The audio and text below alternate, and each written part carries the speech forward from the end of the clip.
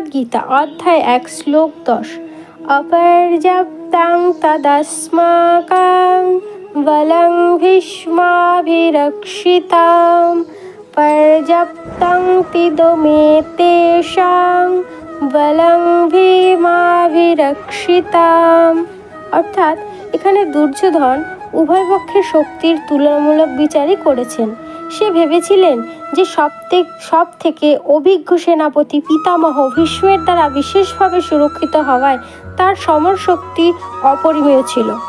অপেক্ষাকৃত কম অভিজ্ঞ সেনাপতি ভীমের দ্বারা রক্ষিত হওয়ার ফলে পাণ্ডবদের সৈন্যবাহিনী ছিল সীমিত। দুর্যোধন চিরকালেই ভীমের প্রতি ঈর্ষাপরায়ণ ছিলেন, অর্থাৎ তাকে হিংসা করতেন, কারণ সে জানত যে যদি তাকে কোনোদিনও মরতে হয় তাহলে একমাত্র ভীমের হাতেই তার মৃত্যু হবে। একই সঙ্গে ভীষ্মের মতো শ্রেষ্ঠ সেনাপতিরও উপস্থিতির কারণে সেই